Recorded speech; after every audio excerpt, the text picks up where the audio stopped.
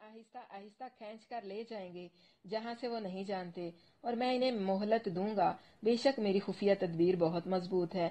और क्या उन्होंने गौर नहीं किया कि इनके साथी में जुनून की कौन सी चीज है? वो तो एक खुलम खुला डराने वाले के सिवा कुछ नहीं। अल्लाह के नबी सल्लल्लाहु अलैहि वसल्लम की बात की जा रही है, क्योंकि कफार और क्रैश आप सल्लल्लाहु अलैहि वसल्लम को नाउज़बिल्ला मजनून और पागल और दीवाना करार देते थे, और ये भी कहते थे कि ये गुमराह शख्स है, इसकी वजह से हमारे घरों में फितने पैदा होते हैं, ये हमारे घरों में लड़ाई का बाइस बना हुआ है, इसकी वजह से हमारी औरतें हमारे साथ झगड़ा करती हैं। ये लोगों को नई नई बातें बताता है और हमारे आबाओ अजदाद के दीन से हमें हटाकर नई नई चीजों से हमें मुतारफ करवाता है। कहता है कि एक अल्लाह की इबादत करो और बाकी सब को छोड़ दो। यानी नाउज बिल्ला अल्लाह के नबी सल्लल्लाहु अलैहि वसल्लम को फितना परवर, मजनू और पागल करार देते थे। तबाह बर्बाद हो जाएं वो लोग जिन्होंने अल्लाह के नबी सल्लल्लाहु अलैहि वसल्लम के साथ ऐसे किया या उनके बारे में ऐसा कहा। अल्लाह ताला ने इस आयत में उनके जवाब दिए हैं। और क्या उन्होंने निगाह नहीं की कि आसमानों और जमीन की अजीम सल्तनत में और किसी भी ऐसी चीज में जो अल्लाह ताला ने पैदा की है, इस बात में शायद इनका मुकर्रा वक्त वाकई बहुत करीब आ चुका हो, फिर इसके बाद वो किस बात पर ईमान लाएंगे? बार बार एक बात बताई जा रही है कि यकीन करने वालों के लिए कायनात के अंदर बेशुमार निशानियां अल्लाह की जात की फैली हुई हैं। जमीन को देख लें, आसमान को देख लें, समंदरों को देख लें, पहाड़ों को देख लें, खुद अपनी तख्लीक को देख लें कि किस तरह से एक नुतफे से अल्लाह ताला ने पैदा किया, माँ के रहम में रखा, फिर उसे बाहर निकाला, बच्चा बनाया, और फिर वो आहिस्ता आहिस्ता चलते चलते एक बड़ा मुकम्मल और खूबसूरत इंसान बन गया। शादियां, बच्चे, ये सब क्या है? ये अल्लाह की कुदरत की निशानियां ही तो हैं, और यकीन करने वालों के लिए ये निशानियां बहुत काफी हैं। और जिन्होंने यकीन नहीं करना, उनके सामने खुद हर चीज लाकर जिसका वो मुतालबा करते हैं रख दी जाएगी, वो तब भी यकीनन नहीं करेंगे, अड़े रहेंगे। और क्या उन्होंने नहीं सोचा कि हो सकता है कि उनका मुकर्रा वक्त बिल्कुल करीब आ पहुंचा हो? यानी मौत का मुकर्रा वक्त किसी को भी मालूम नहीं है ना। इंसान को कम से कम यही समझकर अपने अकीदे और अमाल की जांच पड़ताल करते रहना चाहिए कि शायद इसकी मौत की घड़ी करीब आ गई हो। मगर ये लोग, ये इंसान इतना बदबख्त है कि इसे हुब्बे दुनिया ने मस्त कर दिया है, उसे अकल और शऊर आने ही नहीं देता। दुनिया का माल, औलाद की मोहब्बत, घर की मोहब्बत, सारी ये हुब्बे शहवात सा, जो दुनिया की तमाम चीजें जो आप लोगों को अट्रैक्ट करती हैं, इनमें माल भी है, औलाद भी है, घर भी है, शोहर, गाड़ियां, हर चीज जो अच्छी लगती है, जो अल्लाह की याद से गाफिल करती है। बदबख्त हैं कि समझते नहीं। यानी अल्लाह के नबी आए, मोजजात भी दिए गए। कुरान अल्लाह के नबी सल्लल्लाहु अलैहि वसल्लम का जीता जागता मौजज़ा है। तो कहा जा रहा है कि इसके बाद इन्हें और किस चीज का इंतजार है, और किस बेहतर नसीहत का इंतजार कर रहे हैं। और अल्लाह के नबी सल्लल्लाहु अलैहि वसल्लम से बढ़कर बेहतर कौन समझाने वाला होगा? फिर कौन है वो जिसकी बातों पर वो ईमान लाएंगे? आइंदा के बारे में बात करके ये कहा गया है, उनका ईमान ना लाना उनके हसद, तकब्बुर और सरकशी की वजह से है, मगर वो गौर व फिक्र नहीं करते, यानी इस बात को समझते नहीं है। गाफिल इंसान समझता है ना कि मैं कुरान की तरफ नहीं आया, या मुझे पढ़ने का मौका नहीं मिला, तो मुझे ये मसरूफियत आड़े आ गई, मुझे फलां काम आड़े आ गया, या मैं फलां काम में मसरूफ हो गया, फलां मसरूफियत ने मुझे रोक लिया। तो ये दर हकीकत अल्लाह की तरफ से बंदिश हो जाती है। ये तकब्बुर और सरकशी जो वो हक को नहीं ना कबूल करते, तो फिर अल्लाह ताला उनसे हक को समझने की तौफीक छीन लेता है, और फिर वो इस बात को समझते नहीं है। यानी उन्हें इस बात का एहसास नहीं होता कि उनसे हदायत की तौफीक छीन ली गई है। जिसे अल्लाह गुमराह कर दे, फिर इसे कोई हिदायत देने वाला नहीं, और वो इन्हें इनकी सरकशी में छोड़ देता है। भटकते फिरते हैं, वो तुझसे क़यामत के बारे में पूछते हैं, कह दे इसका इल्म तो मेरे रब ही के पास है, इसे उसके वक्त पर ही इसके सिवा कोई जाहिर नहीं करेगा। वो आसमानों और जमीन में भारी वाक़या हुई है, तुम पर अचानक ही आएगी। तुझसे पूछते हैं जैसे तू इसके बारे में खूब तहकीक करने वाला है, कह दे इसका इल्म तो अल्लाह ही के पास है, मगर अक्सर लोग नहीं जानते। तो क्या मालूम हुआ اللہ کے نبی غیب دان نہیں تھے۔ اگر اللہ کے نبی کو غیب کا علم ہوتا تو انہیں معلوم ہوتا کہ قیامت کب ہے۔ یسألونک عن الساعۃ ایان مرساہا، ایک گھڑی، لمحہ، پل یا سیکنڈ، کیونکہ قیامت اچانک ایک ہی لمحے میں آئے گی۔ غیب کی باتیں جو ہوتی ہیں اللہ تعالیٰ نہ فرشتوں کو بتاتا ہے اور نہ ہی اپنے نبیوں کو۔ اپنے نبیوں کو بھی اللہ تعالیٰ صرف اتنا علم دیتا ہے جتنا کہ اسے دینا مقصود ہوتا ہے، یعنی جتنا اللہ نے ان کو دینا ہوتا ہے صرف اسی چیز کے بارے میں اللہ تعالیٰ انبیاء کو علم دیتے ہیں۔ ثاقلت فی السماوات والارض، یہ زمین و آسمان میں بھاری۔ اس کا ایک معنی تو یہ ہے کہ اس کی ہیبت، یعنی اس کی ہیبت سے زمین و آسمان لرزتے ہیں کیونکہ وہ سب اس وقت زیر و زبر ہو جائیں گے۔ دوسرا یہ کہ اس کا علم زمین و آسمان بھی برداشت نہیں کر سکتا، اس لیے اللہ تعالیٰ نے اسے صرف اپنے پاس ہی رکھا ہے، یعنی وہ آسمانوں اور زمین میں کسی کو معلوم نہیں۔ کہہ دے میں اپنی جان کے لیے نہ کسی نفع کا مالک ہوں نہ کسی نقصان کا، مگر جو اللہ چاہے، اور اگر میں غیب جانتا ہوتا تو ضرور بلائیوں میں سے بہت زیادہ حاصل کر لیتا اور مجھے کوئی تکلیف نہ پہنچتی۔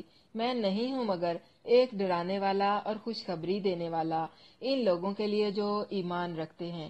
تو کیا معلوم ہوا کہ نبی بشیر بھی ہوتے ہیں اور نذیر بھی۔ اللہ کے نبی صلی اللہ علیہ وسلم نذیر بھی تھے اور بشیر بھی، یعنی لوگوں کو آخرت کے عذابوں سے ڈراتے بھی تھے اور انہیں جنت کی امید کی خوشخبریاں بھی دلاتے تھے۔ اپنی جان پر، میں اپنی جان پر کسی قسم کے نفع و نقصان کا مالک نہیں، یعنی اللہ تعالیٰ کی مشیت سے جو کچھ ہونا ہے وہ ہو رہا ہے۔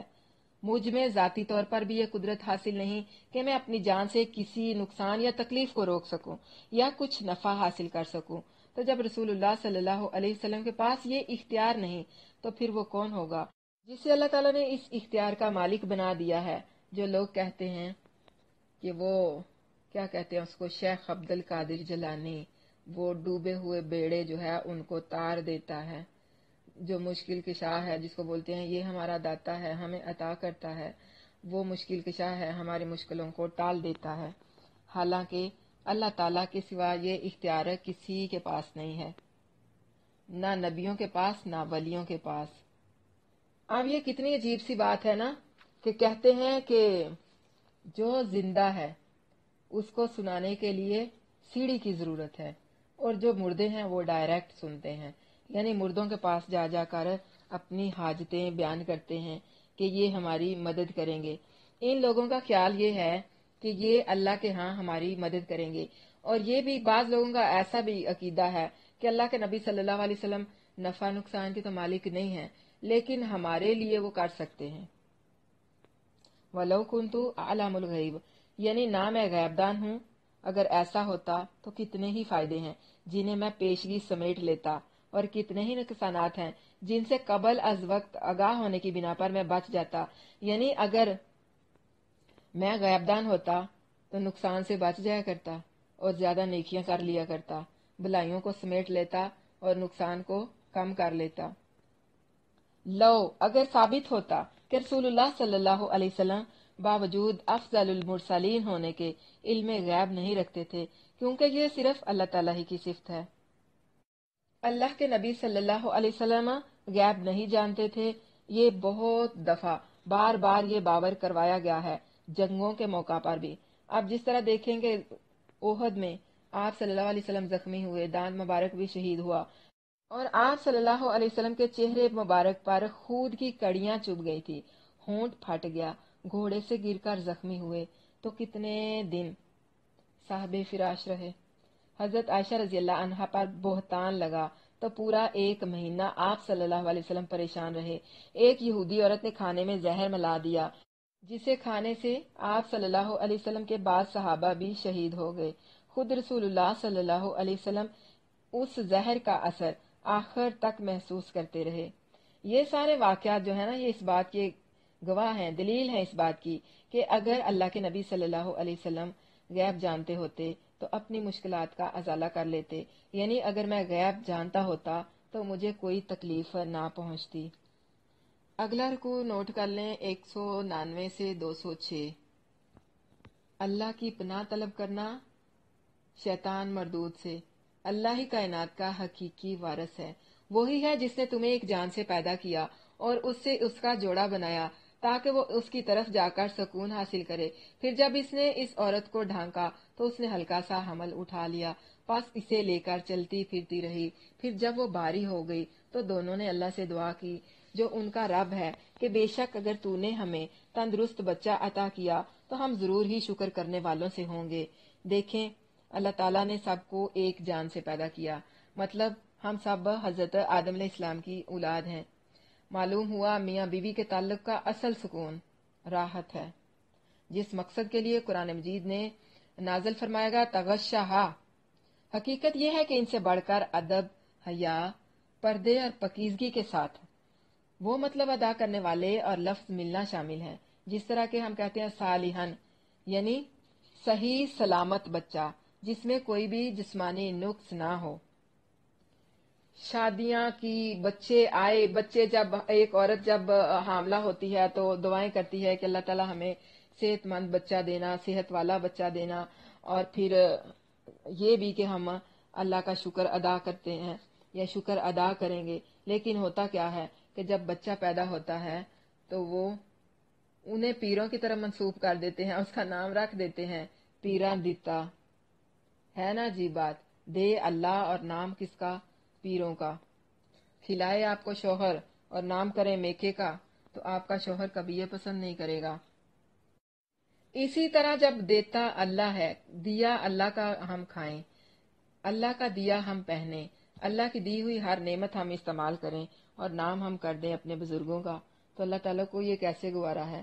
اللہ تعالیٰ یہ کبھی پسند نہیں کرے گا۔ کبھی ایسے کیا کریں یا جب اللہ بچہ دے تو اس کا نام اللہ دیتا رکھ لیا کریں کہ یہ اللہ نے دیا ہے۔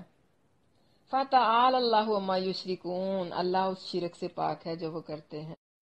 پھر جب اس نے انہیں تندرست بچہ عطا کیا تو دونوں نے اس کے لیے اس میں شریک بنا لیے جو اس نے انہیں عطا کیا تھا، پس اللہ اس سے بہت بلند ہے جو وہ شریک بناتے ہیں۔ یعنی جب اولاد کی امید ہوتی تو مشرکین اللہ تعالیٰ سے تندرست اولاد عطا کرنے کی دعا کرتے۔ صرف مشرکین ہی نہیں، ہم لوگوں میں سے بھی ایسا ہی کرتے ہیں اور شکر گزار ہونے کا وعدہ کرتے، مگر جب صحت مند تندرست بچہ پیدا ہو جاتا تو پھر اسے غیر اللہ کی دین قرار دے دیتے۔ کوئی کہتا اسے عبد العزا، کوئی کہتا عبد المطلب، کوئی کہتا عبدی ود، اور کوئی عبد یغوس، یا پھر کوئی پیراں دیتا جس طرح بول لیں، یعنی اپنے اپنے مردوں کے نام یا اپنے اپنے بتوں کے نام ان کے نام کو جوڑ دیتے کہ یہ ہمیں فلاں بت نے دیا ہے، یہ فلاں بت نے دیا ہے، یا کسی مردے کے نام کی نظر و نیاز دیتے ہیں، یا شکریہ ادا کرنے کے لیے کسی بچے کو قبر پر لے جا کر اس کا وہاں پر ماتھا ٹکواتے ہیں، مطلب سجدہ کرواتے ہیں کہ ہمیں تو یہ بچہ ان بزرگوں کے طفیل سے ملا ہے۔ یہ سب صورتیں اللہ تعالیٰ کا شریک ٹھہرانے والی ہیں۔ یہ مشرکین عرب میں بھی تھی اور آج کے مسلمانوں میں بھی ہے۔ رسول اللہ صلی اللہ علیہ وسلم کے فرمان کے مطابق اللہ کو سب سے پیارے دو نام ہیں، عبداللہ یا عبد الرحمن۔ کوشش کیا کریں کہ اپنے بچوں کے نام عبداللہ یا عبد الرحمن رکھیں، یا پھر اس سے ملتے جلتے نام، یا شرک سے پاک نام رکھنے کی بجائے جس طرح کے نبی بخش، حسین بخش، پیراں دتا، عبد النبی، عبد الرسول اور بندہ علی، اس طرح کے جو نام ہے نا، یہ نام رکھنا جائز نہیں ہے۔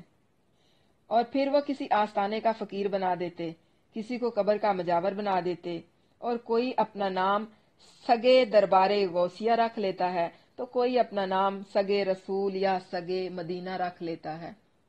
آپ کو پتا سگ کا مطلب کیا ہے؟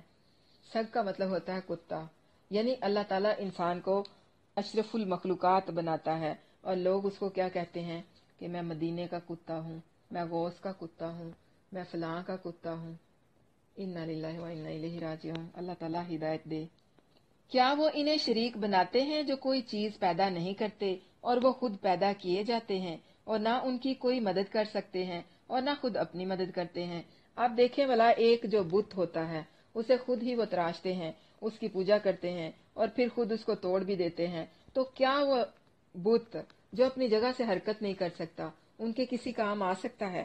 یہ تو جو عقل کے اندھے ہوتے ہیں ان کو بھی پتا ہوتا ہے کہ یہ ہمارے اپنے ہاتھوں سے بنائے ہوئے ہیں، ہمیں کوئی فائدہ نہیں دے سکتے۔ اور اسی طرح اللہ تعالیٰ فرماتے ہیں کہ مردے ہیں، نہیں سن سکتے، اگر تم انہیں نہیں سنا سکتے، اگر سن بھی لیں تو تمہارا کوئی بھلا نہیں کر سکتے، یعنی تمہارے کسی کام نہیں آ سکتے اگر وہ سن بھی لیں تو اس سے کیا معلوم ہوا کہ اللہ کے سوا کوئی مددگار نہیں، اللہ کے سوا کوئی مشکل کشا نہیں، اللہ کے سوا کوئی حج تروا نہیں، اور اگر تم انہیں سیدھے راستے کی طرف بلاؤ تو وہ تمہارے پیچھے نہیں آئیں گے، تم پر برابر ہے کہ تم نے انہیں بلایا ہو یا تم خاموش رہو، یعنی جب بھی آپ انہیں ہدایت کی طرف بلاؤ گے تو وہ آپ کی بات نہیں مانیں گے، تم نے انہیں بلایا ہو یا تم خاموش رہو، یعنی اگر بلاؤ گے تب بھی یا نہ بلاؤ گے تب بھی وہ ہدایت کی طرف نہیں آئیں گے، ان پر ہدایت کی بات کرنا اور نہ کرنا برابر ہے۔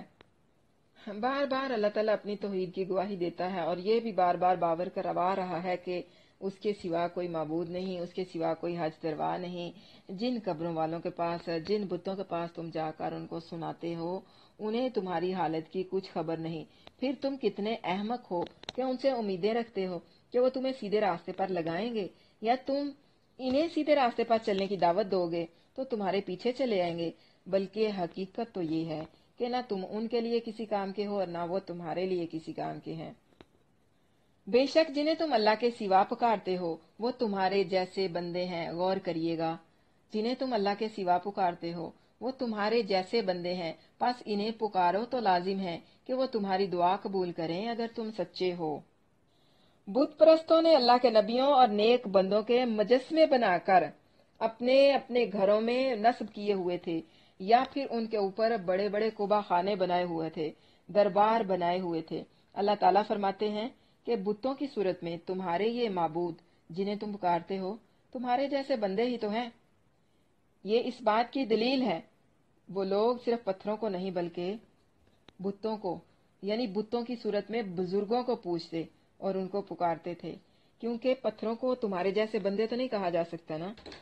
بزرگ خواہ بت کی صورت میں ہو یا پختہ قبر میں مدفون ہو، بات ایک ہی ہے کہ تمہاری طرح عبد یعنی بندے ہیں، معبود نہیں ہیں، یعنی تمہارے عقیدے کے مطابق اگر ان میں عقل اور فہم کو مان بھی لیں یا ان کے زندہ ہونے کے وقت کو سامنے رکھ لیں تو زیادہ سے زیادہ ان کا تمہارے جیسا بندہ ہونا ثابت ہو سکتا ہے، عبادت کے لائق ہونا نہیں، مگر یہ تو تمہاری طرح کے جاندار بھی نہیں، جیسا کہ بعد کی آیت میں آ رہا ہے نا، امثالکم، تمہارے جیسے ہونے کی بھی نفی کر دی ہے، یعنی فرمایا انہیں پکارو کہ تمہاری دعاؤں کو قبول اور تمہاری مرادوں کو پورا کریں۔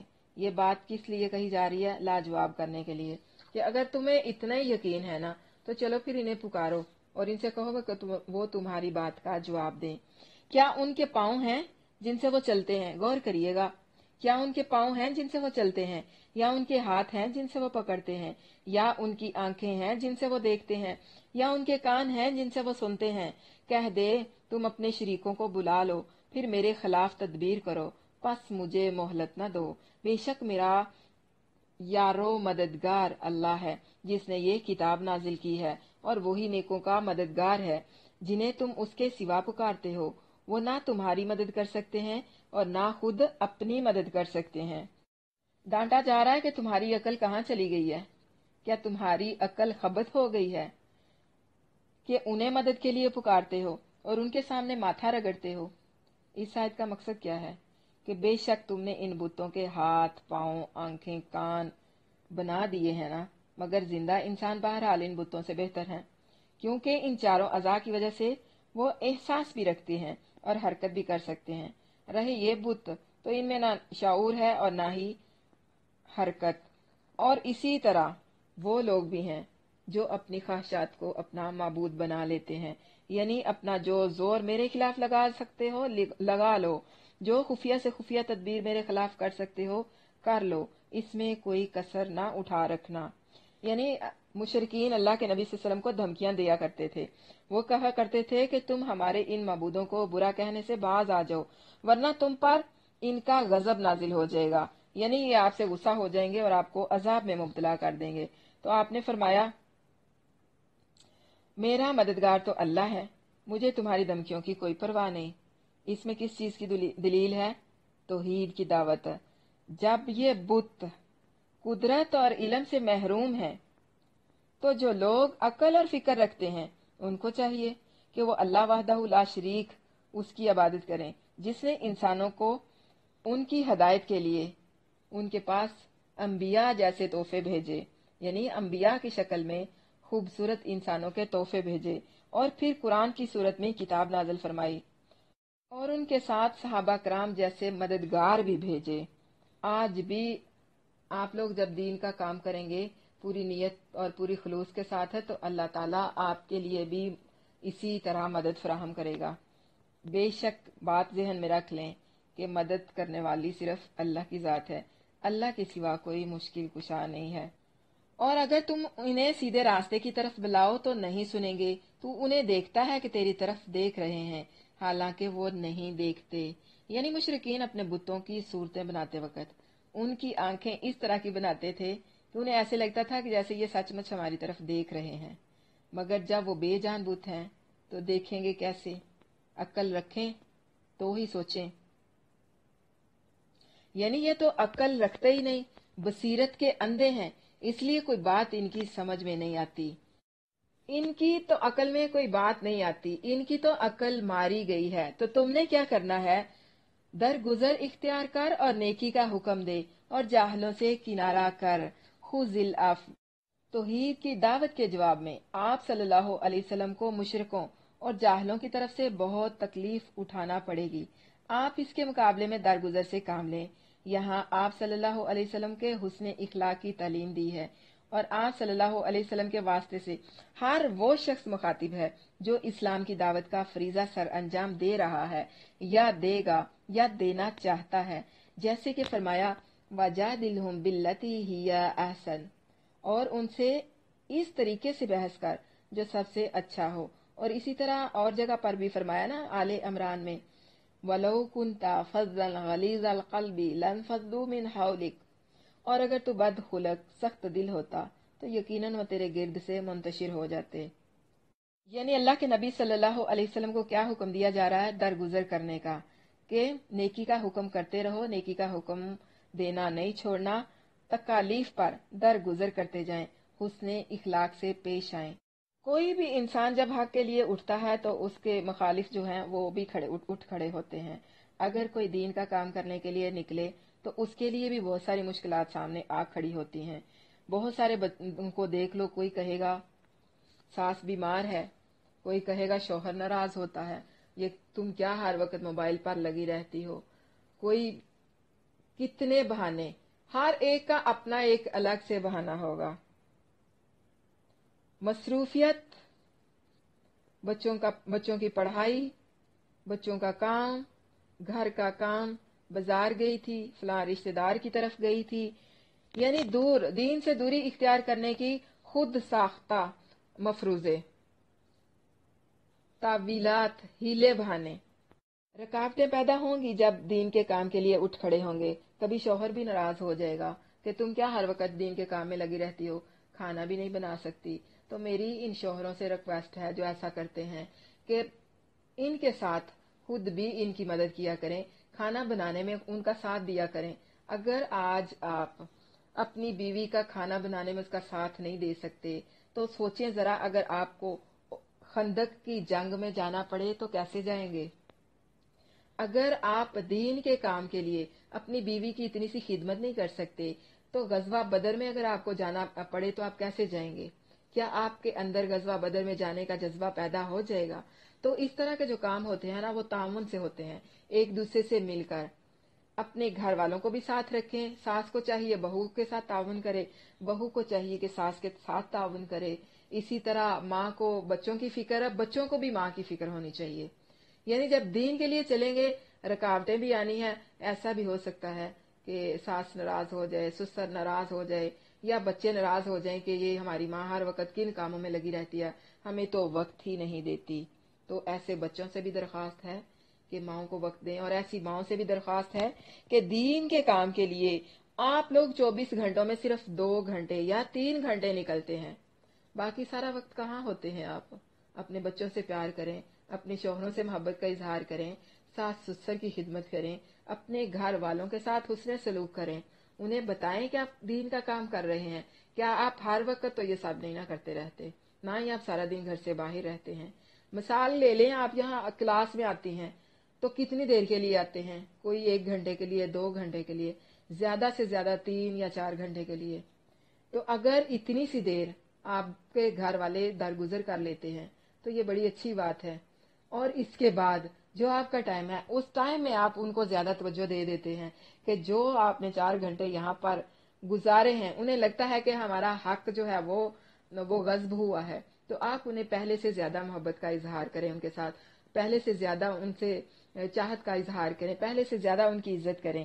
انہیں لگے کہ اگر یہ وہاں پر 4 گھنٹے لگا کے آئی ہیں تو ہمیں بھی ہمارا حق مل رہا ہے.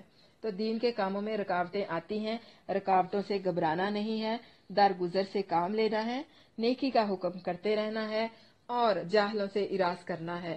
بہت سے لوگ آپ کو ایسا بھی کہہ سکتے ہیں، بڑی آئی نیک بنی پھرتی ہے، یہ تو ایسی تھی، یہ تو ویسی تھی، پہلے تو یہ ایسے کیا کرتی تھی، 900 چوہے کھا کے بلی حج کو چلی. بہت ساری باتیں سننے کو ملیں گی. کیا کرنا ہے؟ درگزر کرنا ہے، منہ پھیر لینا ہے، ایسے لوگوں کی باتوں کا جواب ہی نہیں دینا. اور اگر کبھی شیطان کی طرف سے کوئی اکساہٹ تجھے ابھار ہی دے تو اللہ کی پناہ طلب کر، بے شک وہ سب کچھ سننے والا، سب کچھ جاننے والا ہے. یقیناً جو لوگ ڈر گئے جب انہیں شیطان کی طرف سے کوئی برا خیال چھوتا ہے وہ ہوشیار ہو جاتے ہیں، پھر اچانک وہ بصیرت والے ہوتے ہیں. قرآن میں 3 مقامات پر معروف کا حکم دینے، درگزر کرنے، اس کے بہترین طریقے کا جواب دینے اور جاہلوں سے اراض کرنے کا حکم دیا گیا ہے. پہلی آیت جو پیچھے پڑی ہے، دوسری سورت مومنین کی ہے، تیسری حامیم سجدہ میں. جب جب ہم ان پر آئیں گے تب وہاں پر ہم اس بات بھی کریں گے. فائدہ یہ بتایا گیا ہے کہ دشمن بھی متاثر ہو کر دلی دوست کی طرح ہو جائے گا، مگر شیطان پر احسان کسی طرح اثر انداز نہیں ہوتا، کیونکہ وہ تمہارا کھلا دشمن ہے. ہر موقع پر انسان کو اکساتا ہے، غصہ دلاتا ہے. اس شیطانی حملے کا مقابلہ انسان کے بس کی بات نہیں ہے. تو اس لیے اعوذ باللہ پڑھتے رہا کریں، اللہ تعالیٰ سے فاستعذ باللہ. خصوصاً جب آپ لوگ قرآن کی طرف آتے ہیں تو شیطان کو کبھی گوارا نہیں ہے کہ یہ بندے نماز کی طرف جائیں یا قرآن کی طرف جائیں. ہائے وہ شیطان کے گئے تو مجھ سے بچا لے گا اپنے آپ کو، اس نے قرآن پڑھ لیا تو اس نے تو اللہ پہ یقین کر لینا ہے، یہ نماز پڑھ لے گا تو یہ تو پاک ہو جائے گا. کیوں؟ نماز برائی اور بے حیائی سے روکتی ہے. نماز دین کا ستون ہے، نماز گناہوں کے خلاف ڈھال ہے. اور جب آپ اس طرف نیکی کے کاموں کی طرف آتے ہیں نا تو شیطان ہر رکاوٹ ڈالتا ہے راستے میں. شیطان کو یہ گوارا نہیں ہے کہ تم لوگوں کو کوئی بلائی پہنچے، وہ نہیں چاہتا کہ تم اللہ کی طرف آؤ. اس نے اللہ کو چیلنج کیا ہوا ہے نا. تو آپ نے کیا کرنا ہے؟ اعوذ باللہ پڑھ لینی ہے.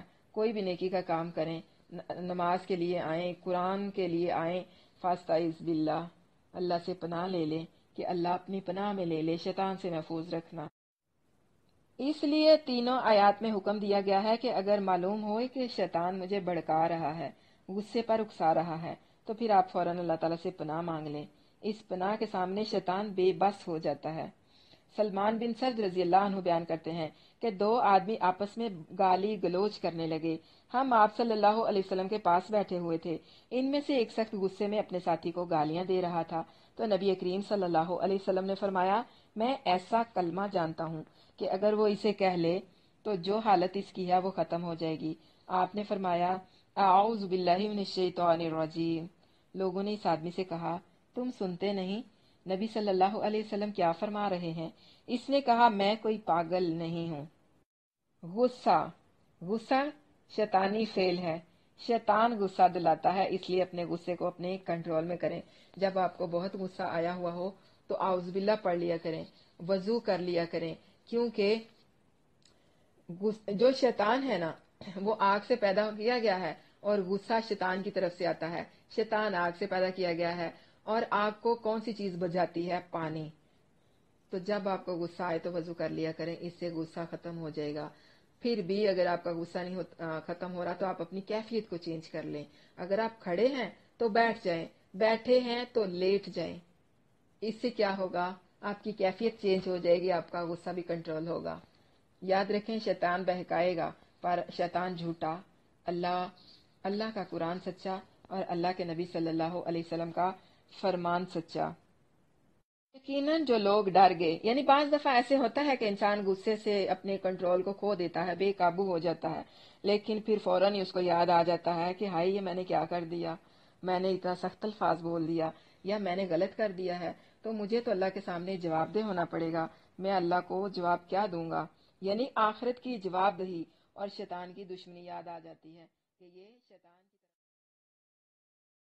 طرف، جس سے کیا ہوتا ہے کہ فوراً اس کی آنکھیں کھل جاتی ہیں، ان میں بصیرت اور استقامت پیدا ہو جاتی ہے، اور وہ پھر اسی وقت اللہ کو یاد کرتے ہیں، اس سے ڈرتے ہوئے اس وسوسے سے خیال یا غصے کا پیچھا چھوڑ دیتے ہیں، اور پھر اس عمل سے وہ باز ہو جاتے ہیں، یعنی کنارہ کشی کر لیتے ہیں اس عمل سے، کس لیے؟ اللہ سے ڈرتے ہوئے۔ تو کیا آپ کبھی اللہ سے ڈرتے ہوئے اپنی خواہش نفس کے خلاف گئے ہیں؟ کیا آپ نے کبھی اللہ کے ڈر سے کسی کو معاف کیا ہے؟ اللہ سے ڈرتے ہوئے کیا کبھی آپ نے کسی کے ساتھ درگزر سے کام لیا ہے؟ اور جو ان شیطانوں کے بھائی ہیں وہ انہیں گمراہی میں بڑھاتے رہتے ہیں، پھر وہ کمی نہیں کرتے، جو شیطان کا بھائی ہے وہ شیطان کے پیچھے لگے گا اور شیطان اسے اس کی گمراہی میں آگے بڑھائے گا، اپنی شرارتوں اور خباثت نفس میں شیطان کے بھائی مت بنیے۔ یہ حال ہے ان کے بھائی، یعنی شیاطین انہیں گمراہی میں بڑھاتے ہیں، وہ گھسیٹتے ہی لیے جاتے ہیں اور انہیں بھٹکانے میں کوئی کسر اٹھا نہیں رکھتے۔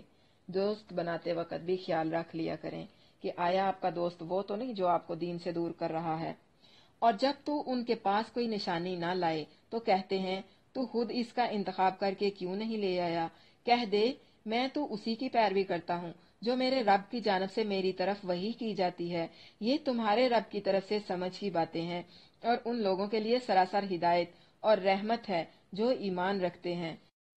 یعنی وہ اپنی بے جا ضد، فضول فرمائشیں کرتے، اپنے حسد کی وجہ سے اللہ کے نبی صلی اللہ علیہ وسلم کے پاس آتے اور کہتے کہ اگر کوئی آیت یا معجزہ تمہارے پاس نہیں ہے تو تم اپنے پاس ہی کوئی بنا کے دکھا دو ہمیں۔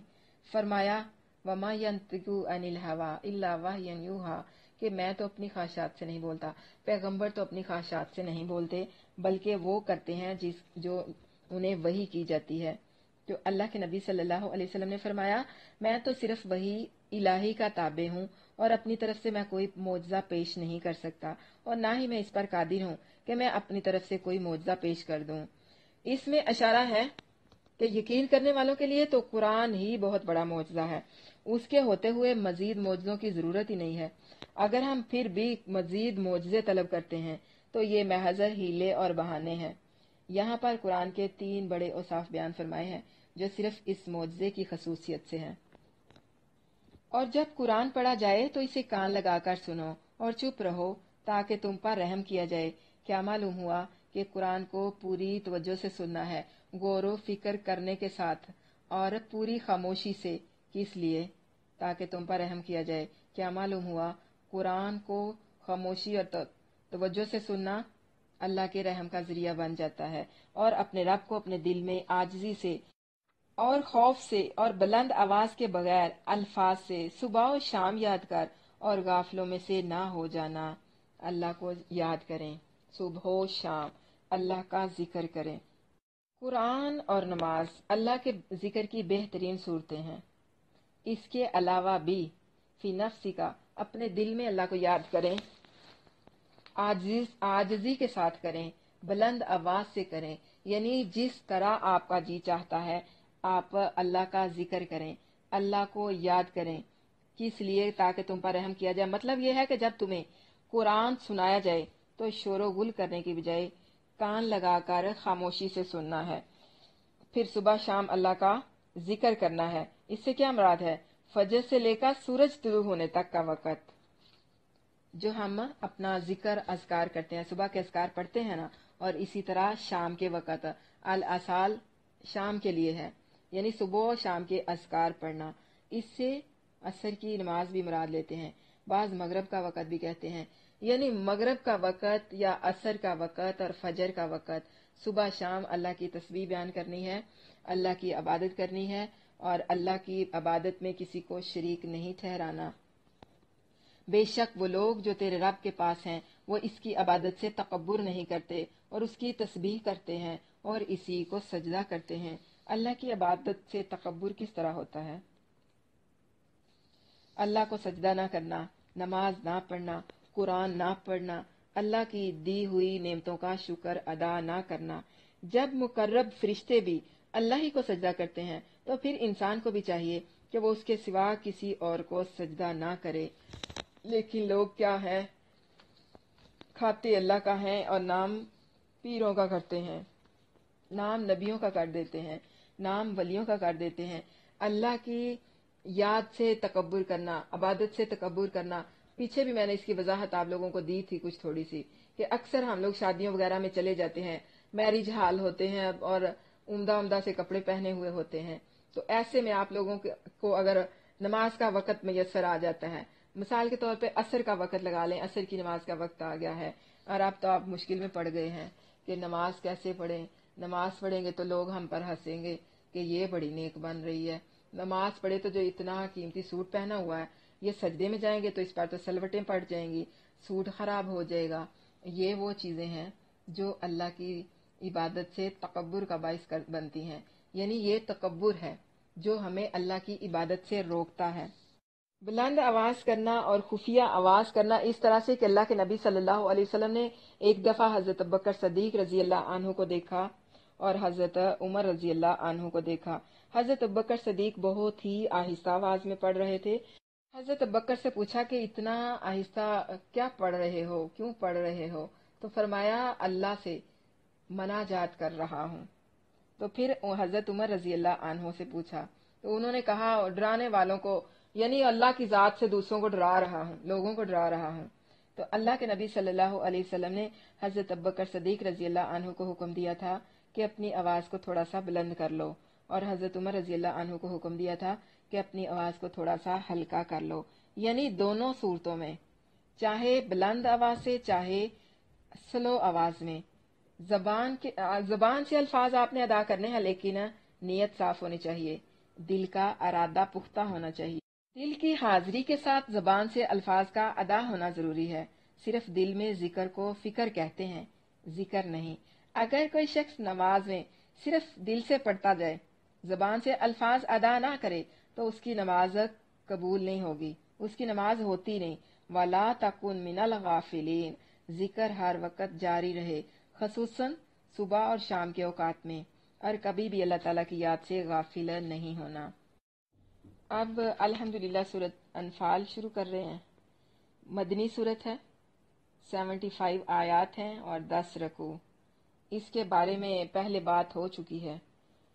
अनफाल कहते हैं माले गनीमत को, मुफ्त का माल, बांट का, कहीं से मिल जाए। तो शुरू करते हैं। बिस्मिल्लाहिर्रहमानिर्रहीम, अल्लाह के नाम से जो बेहद रहम वाला नहायत मेहरबान है। आयत नंबर 1 से 10 तक, पहला रुकू। बदर के बारे में, वो तुझसे गनीमतों के बारे में पूछते हैं, कह दें गनीमतें अल्लाह और उसके रसूल की हैं, सो अल्लाह से डरो और अपने आपस के मामलात दुरुस्त कर लो और अल्लाह उसके रसूल का हुक्म मानो अगर तुम सच्चे हो। यानी पहली सूरत में हमने अल्लाह के नबी सल्लल्लाहु अलैहि वसल्लम की जिंदगी का 13 साला दौर पढ़ा था, जो कि आप सल्लल्लाहु अलैहि वसल्लम ने दावत के काम में गुजारा। और अब यहाँ सूरत अनफाल से रसूल अल्लाह सल्लल्लाहु अलैहि वसल्लम की जंग वाली जिंदगी, यानी जंगी जिंदगी के बारे में बताया गया है। असल मोमन तो वही है कि जब अल्लाह का जिक्र किया जाए तो उनके दिल डर जाते हैं, और जब इन पर इसकी आयत पढ़ी जाए तो इन्हें ईमान में बढ़ा देती हैं और वो अपने रब ही पर भरोसा रखते हैं। पहले भी बताया गया था ना, अब भी वही बात कि जब मोमनों पर अल्लाह ताला का जिक्र किया जाता है, उनके सामने कुरान पढ़ा जाता है, कुरान के अहकामात सुनाए जाते हैं, तो क्या होता है कि उनके दिल कांप जाते हैं, डर जाते हैं, उनके दिल अल्लाह ताला से खौफ खाने लग जाते हैं। जब इन पर अल्लाह की आयत पढ़ी जाती है तो उनके ईमान को बढ़ा देती है। जमाना जाहलियत में मामूल था कि जंग में जो शख्स जो कुछ लूट लेता उसी का होता। यहाँ पे तकसीम के बारे में डिसिप्लिन सिखाया। रसूलुल्लाह सल्लल्लाहु अलैहि वसल्लम के गिर्द घेरा डाले रखा कि दुश्मन आपके मुतल्लिक किसी गफलत से फायदा न उठा ले। आकर सब लोग वापस आकर जमा हुए तो जिन्होंने माले गनीमत जमा किया था कहने लगे, ये हमने जमा की हैं, किसी और का इनमें कोई हिस्सा नहीं। जो दुश्मन के पीछे गए थे انہوں نے کہا تم ہم سے زیادہ اس کے حقدار نہیں ہو، ہم نے دشمن کو ان سے ہٹایا اور انہیں مار بگایا۔ جنہوں نے رسول اللہ صلی اللہ علیہ وسلم کے گرد گھیرا ڈالے رکھا، انہوں نے کہا ہم نے رسول اللہ صلی اللہ علیہ وسلم کو گھیرے میں رکھا اور اس بات سے ڈرے کہ دشمن کسی طرح کی غفلت میں آپ صلی اللہ علیہ وسلم کو نقصان نہ پہنچائے۔ ہم اس کام میں مشغول رہے تو اس وقت یہ آیت اتری، یعنی ایک کا نہیں، سب کا مشترکہ ہے۔ رسول اللہ صلی اللہ علیہ وسلم نے انہیں مسلمانوں کے درمیان تقسیم کر دیا، اور رسول اللہ صلی اللہ علیہ وسلم جب دشمن کی زمین میں حملے کے لیے جاتے تو چوتھا حصہ بطور نفل زائد دیتے تھے، پھر جب واپس آتے لوگ تھکے ہوئے ہوتے تو تیسرا حصہ بطور نفل عطا فرماتے تھے۔ یعنی آپ صلی اللہ علیہ وسلم خصوصی طور پر زائد حصہ دینا پسند نہیں کرتے تھے اور فرماتے تھے مومنوں کا قوت والا ان کے کمزور پر غنیمت واپس لا۔ قُلِ الْإِنْفَالُ لِلَّهِ وَرَسُولِ، کہ جو مال غنیمت ہے کس کے لیے ہے، اس پر کس کا حق ہے، اللہ کا اور اس کے رسول کا۔ کس طرح تقسیم ہوں گی؟ آپ صلی اللہ علیہ وسلم فرما دیں کہ غنیمتیں حقیقت میں تم میں سے کسی کی بھی ملکیت نہیں، یہ اللہ تعالیٰ اور اس کے رسول صلی اللہ علیہ وسلم کی ملکیت ہے، تمہارا اس میں کچھ عمل دخل نہیں، کیونکہ فتح تمہاری طاقت سے نہیں بلکہ اللہ کی مدد سے ہوئی ہے۔ آگے بہت دور تک یہ بات جائے گی کہ فتح اللہ کی مدد سے ہی ہوئی ہے اور ہوتی ہے، اس لیے تم اللہ سے ڈرو اور ان مالوں کی وجہ سے تمہارے باہمی تعلقات میں جو خرابی آئی ہے اسے درست کر لو۔ بہت زیادہ مال مل جانا باہمی خرابی کا باعث بھی بن جاتا ہے۔ اور اگر تم مومن ہو تو اللہ اور اس کے رسول کا حکم مانو، اس کی اطاعت کرو، جسے جتنا دیں یا نہ دیں وہ اس پر راضی رہے، اور اس مال کی بنا پر تمہارے آپس کے تعلقات ہرگز خراب نہیں ہونے چاہیے۔ رسول اللہ صلی اللہ علیہ وسلم نے فرمایا تم آپس کے تعلقات بگاڑنے سے بچو، اس لیے کہ یہ چیز دین کو مونڈ دینے والی ہے۔ دیکھنا، دین میں فساد کرنا دین کو مونڈنے والی بات ہوتی ہے۔ مونڈ کہتے ہیں نا، ٹینڈ کر دینا کسی چیز کی، تو یہ دین میں بگاڑ پیدا کرنا بھی گویا ایسے ہی ہے کہ دین کی ٹینڈ کر دی گئی ہے۔ حضرت انس بن مالک رضی اللہ عنہ سے مروی ایک حدیث کی نقل کی گئی ہے جس میں اپنے بھائی کو معاف کرنے والے کے لیے اپنے بھائی کا ہاتھ پکڑ کر جنت میں جانے کا ذکر ہے۔ اور یہ جو روایت ہے بعض لوگوں نے اس کو کہا ہے کہ یہ صحیح ہے، جبکہ بعض نے اس کو کہا ہے کہ اس میں راوی جو ہیں وہ ضعیف ہیں، تو لہذا اگر آپ کے سامنے یہ روایت آتی ہے تو آپ کو اس کی صحت کے بارے میں معلوم ہونا چاہیے۔ ان کنتم مومنین، اللہ تعالیٰ کی اطاعت کے ساتھ ساتھ رسول اللہ صلی اللہ علیہ وسلم کی اطاعت کو بھی ایمان کی شرط قرار دیا گیا ہے، اور رسول اللہ صلی اللہ علیہ وسلم کی اطاعت سے مراد آپ کی سنت کی پیروی ہے۔ جو شخص آپ کی سنت سے منہ موڑ کر صرف قرآن کی اطاعت کرنا چاہتا ہے، جب حدیث کے بغیر قرآن پر عمل کسی صورت ممکن ہی نہیں، وہ قرآن کی واضح تصریح کے مطابق دائرہ ایمان سے خارج ہے۔ یعنی جو لوگ قرآن کو مانتے ہیں، اللہ کے نبی صلی اللہ علیہ وسلم کے فرمان کو، سنتوں کو نہیں مانتے، تو وہ سیدھے سیدھے کافر ہیں۔ اللہ کے نبی کی بات کا انکار کرنے والا کافر ہے۔ جس طرح قرآن کی ضرورت ہے اسی طرح حدیث کی بھی ضرورت ہے۔ جو لوگ کہتے ہیں کہ ہمیں قرآن ہی کافی ہے، حدیث کی ضرورت نہیں ہے، ان لوگوں کے لیے یہ لمحہ فکریہ ہے، انہیں اپنی اصلاح کر لینی چاہیے۔ وہ لوگ جو نماز قائم کرتے ہیں اور اس میں سے جو ہم نے انہیں دیا خرچ کرتے ہیں، یہی لوگ سچے مومن ہیں۔ کون لوگ سچے مومن ہیں؟ نماز قائم کرنے والے، اللہ کے دیے ہوئے رزق میں سے خرچ کرنے والے۔ انہی کے لیے ان کے رب کے پاس بہت سے درجے اور بڑی بخشش اور باعزت رزق ہے۔ کن کے لیے؟ سچے مومنوں کے لیے۔ سچے مومن کون ہیں؟ جو نماز پڑھتے ہیں اور خرچ کرتے ہیں، اللہ کی راہ میں خرچ کرنا۔ جس طرح تیرے رب نے تجھے تیرے گھر سے حق کے ساتھ نکالا، حالانکہ یقیناً مومنوں کی ایک جماعت تو ناپسند کرنے والی تھی، وہ تجھ سے حق میں جھگڑتے تھے، اس کے بعد کہ وہ صاف ظاہر ہو چکا تھا، جیسے انہیں موت کی طرف ہانکا جا رہا ہے اور وہ دیکھ رہے ہیں۔ اس میں کس کی بات ہو رہی ہے؟ بدر کی۔ بدر میں نکلنا بھی ان لوگوں کو پسند نہیں تھا، تو اللہ کے نبی صلی اللہ علیہ وسلم نے انہیں بدر کی طرف روانہ کیا تھا۔ یہ بتایا جا رہا ہے کہ اگر یہ مال غنیمت کے بارے میں تمہارے فیصلے سے اتفاق نہیں کرتے تو اسی طرح تمہارا بدر کی طرف نکالنا بھی ان پر گراں گزر رہا تھا۔ اور جب اللہ تم سے دو گروہوں میں سے ایک کا وعدہ کر رہا تھا کہ یقیناً وہ تمہارے لیے ہوگا اور تم چاہتے تھے کہ جو کاٹنے والا نہیں وہ تمہیں مل جائے، اور اللہ چاہتا تھا کہ حق کو اپنی باتوں کے ساتھ سچا کر دے اور کافروں کی جڑ کاٹ دے، تاکہ وہ حق کو سچا کر دے اور باطل کو جھوٹا کر دے، خواہ مجرم ناپسند ہی کریں۔ جب تم اپنے رب سے مدد مانگ رہے تھے، یہ غزوہ بدر کی بات ہو رہی ہے۔ حضرت عمر بن خطاب رضی اللہ عنہ فرماتے ہیں کہ جب بدر کا دن ہوا تو رسول اللہ صلی اللہ علیہ وسلم نے مشرکین کی طرف دیکھا، وہ 1000 تھے اور آپ کے ساتھی 319 آدمی تھے۔ تو اللہ کے نبی صلی اللہ علیہ وسلم نے قبلے کی طرف رخ کر کے ہاتھ پھیلا دیے اور اپنے رب سے بلند آواز سے فریاد کرنے لگے، اے اللہ، تو نے جو وعدہ مجھ سے کیا ہے اسے پورا کر۔ اے اللہ، تو نے مجھ سے جو وعدہ کیا ہے وہ مجھ سے پورا کر۔ اے اللہ، اگر اہل اسلام کی یہ جماعت ہلاک ہو گئی تو پھر زمین میں تیری عبادت نہیں کی جائے گی۔